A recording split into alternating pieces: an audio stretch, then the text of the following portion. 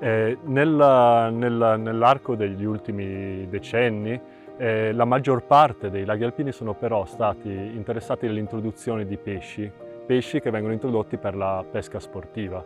E questo è un problema che riguarda la maggior parte dei laghi alpini, più del 50% dei laghi sono occupati attualmente da pesci.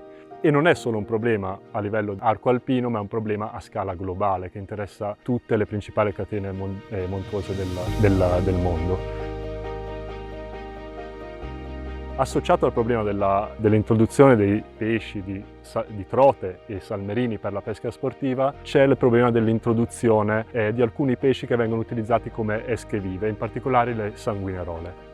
Trote, salmerini e sanguinerole possono avere degli impatti drammatici sugli ecosistemi lacustri ad alta quota portando all'estinzione le popolazioni di anfibi e di numerosissime specie di invertebrati acquatici che vivono all'interno dei laghi.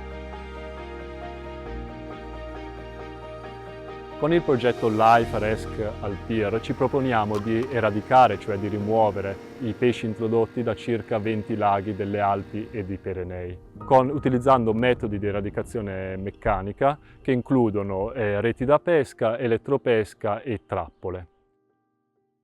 With the contribution of the LIFE program of the European Union.